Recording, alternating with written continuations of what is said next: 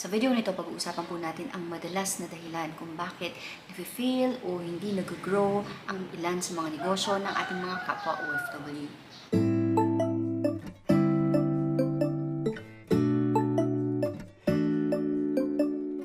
Good morning mga tangay, good morning friends, welcome back to our channel. But if you're new here, I'm Janice. I'm a retired OFW from Dubai and I've been in the Philippines for 3 years now, happily retired in the Philippines. I worked as a reporter in Dubai and yung husband ko naman po ay nagtrabaho bilang civil engineer sa Saudi Arabia at Dubai in Abu Dhabi bago kami umuwi ng Philippines. Now, this channel exists for OFWs because our hope, our goal for this channel is to influence at least one, kahit isa lang, na OFW na ma-maximize nila yung time nila abroad para makapag-retire sila sa pamamaraan na gusto nila. No? They can retire on their own terms in the Philippines or elsewhere.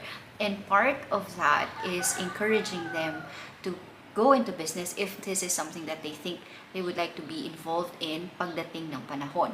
Now, marami po ang OFWs ang sumusubok magnegosyo. Kami, sumubok kami magnegosyo habang nasa abroad pa kami. Pero marami rin ang nag-fail. Marami ang nagsasucceed, marami rin ang nag-fail. Now, I will not be talking about the common reasons ng isang general business, no? Kasi alam na rin natin yan. I'm not an expert in the field, but what I will be sharing are some of the things that I've experienced, some of the things that I see in other OFW businesses. No? When I say OFW business, para lang maiksi, businesses of OFWs, para lang mapaiksi po natin. So, kung kayo po ay isang OFW, I invite you to like this video and to share it with your friends who are overseas as well so we can all learn from each other, so we can avoid these mistakes. Now, I will not be talking about the most common mistakes, no, of business people kasi nga naman ibang-iba kasi ang negosyo na pagmamayari ng isang OFW kumpara sa kung naandito o nasa Pilipinas yung negosyante. Magkaiba kasi yung dynamics, no? According to Investopedia, mayroong 6 common mistakes, no, or common reasons why businesses fail. Andyan ay syempre yung bad location, andyan yung it doesn't satisfy a need, inflexibility, and all sorts of things. I'll just put it here, no? And obviously, that is for all businesses. What I'll be sharing are the things that I've learned through the years na nag-engage kami sa business while we were still OFWs and nung pag-uwi namin sa Philippines. Now, I am an advocate of starting your business while you're abroad. You can start your business even if nasa abroad ka pa in preparation sa iyong pag-retire sa Philippines. Now, we already have a video on how to start your small business and I'll just put the link above so that you can watch it. But this video will talk about the common mistakes that OFWs make kaya nagfe-fail ang kanilang business. The first reason why an OFW business fail is they only give financial investment. So they only give capital. They have no other involvement. So from conceptualizing the business, from studying the market, hindi sila parte doon. May nagbanggit lang sa kanila, uy, may magandang opportunity dito, magnegosyo, gusto mo bang makisosyo, magnegosyo. So, madalas hindi na pag-aaralan ng gusto kung ano ba yung negosyo na gusto nila at kung ano yung negosyo na papasukin nila. We need to know the market first. We need to study the market. We need to study before we start. And it's not enough that you give money only. No, you have to be invested. You have to be part of the business itself. At kailangan clear sa'yo bilang business partner, business owner, kung ano yung magiging role mo dun sa negosyong itatayo nyo. Hindi maaari na, madalas kasi yung nangyayari, pag bigyan nila ng pera, hayaan na nila yung nasa Philippines na mag-manage nun. And you don't have a clear role. Wala kayong clear, wala kayong kontrata kung ano yung role ng bawat isa. Which leads us to the next common mistake. And the next mistake is, we entrust it to our relatives or our family members. Hindi naman masama na i-entrust natin yung negosyo sa ating family members. Pero if we will entrust our business to family members who have no experience in the business that you're getting into. They have zero knowledge, zero experience, zero work ethic na wala silang good work ethic. Why would you entrust your business there or to that person, di ba? If you're entrusting your business to a kamag-anak or to a family member, the roles and the rules should be clear. You need to have a contract. You need to agree on compensation. Ito, very important. Madalas ang kamag-anak na nagiging in charge sa business ay hindi sila sinasahuran. Parang ang sasabihin, sige, kung may kailangan ka, kuha ka na lang dyan sa pera sa business. That's wrong.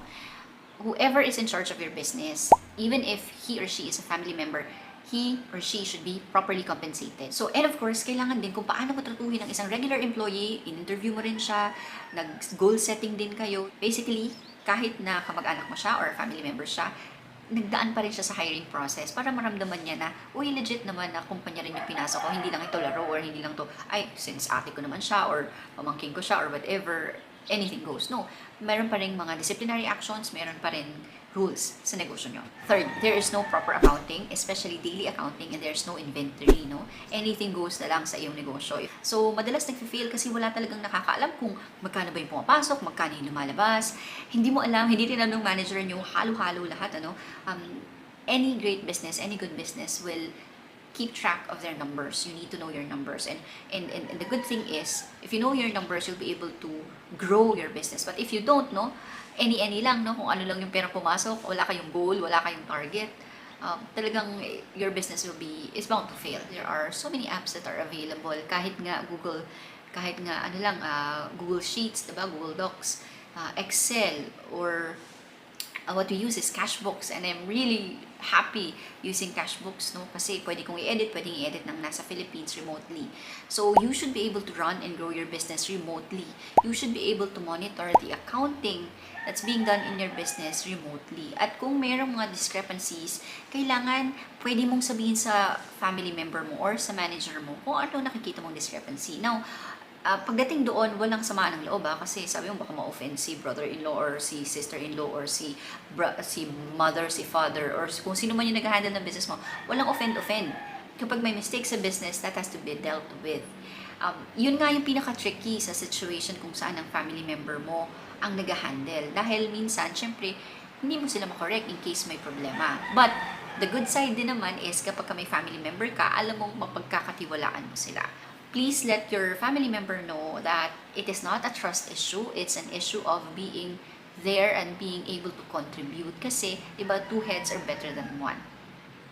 Next mistake, dahil hindi nag-a-accounting at hindi rin nag-inventory, madalas naghahalo-halo na yung pera, nakahalo yung business money sa pera na para sa personal expenses. That's one big no-no. Kapag halo-halo po yung pera nyo sa personal expense, sa business expense, and everything else, you won't be able to monitor. Kasi number one, hindi na nag-accounting. So, most probably, hindi na rin talaga nila alam kung saan hinuhugot, kung saan yung pera. So, that's a big mistake, no po, na halo-halo.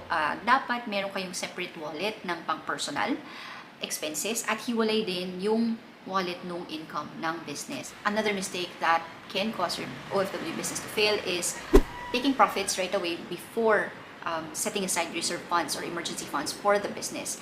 I am a big proponent of setting aside reserve funds, or if you're not familiar, it's emergency funds. So, kung ako, personal, ay merong emergency funds, dapat meron ding emergency funds ang ating negosyo. I just don't like to call it emergency funds, no, I call it reserve funds so that it is reserved for anything unexpected, any expense na hindi mo na-foresee, or in a time of crisis, pwede mo siyang gamitin para hindi nakukuha sa personal na pera mo. At in the time of, for example, ang negosyo mo ay nagpa-fluctuate yung sales nyo. Pagka summer, maganda yung kita nyo. Like in our business, maganda yung kita namin pagka summer, kapag Christmas. But kapag taglamig, mahina yung kita namin. So, what if mas mababa yung kita nyo kumpara sa expenses, hindi na kailangan kumuha sa personal mong pera. Meron kayong nakareserba para sa yung mga unexpected expenses. Ano, may nasira. Meron kayong pondo para doon, ano? We did this with our food business, F&B business, no? What we did was with our food F&B business, no? Hindi kami kumuha ng kahit na anong profit hanggat hindi namin nasa-set aside at napupunaan yung aming 3 months, no? That time, kung ano pa yun, pandemic, height ng pandemic, sinet aside din namin yung 3 months worth of our expenses, kasama dyan yung rent, pangpasahod, pambili ng inventory, how much is it for a month, and then multiply it by 3, at kung magkano yung amount, kailangan maipon muna natin yun, nakaset aside yun. Pag napuno na natin yun, saka tayo kukuha ng profit. Now, that is just me. Ang mahirap kasi kapag maubos ka na kung wala kang nakareserba, tapos pati yung personal mo magagamit ng negosyo, mauubos ka talaga. Also, ang business na walang sinking fund, ano ba yung sinking fund na to? Basically, it's a fund where you save money for big ticket items that will come throughout the year. For example, mayor's permit, bayaran ng taxes. If you own the property, if you own the land, obviously you will pay real property tax. And then mayor's permit renewal and all other expenses malalaki. What you can do is throughout the year, pwede mo nang hati-hatiin yung amount na yon. Let's say 15,000 yung mayor's permit. I-divide mo na siya by 12, and every month, pagkuha mo na yung kita, magbawas ka na doon ng para sa mayor's permit.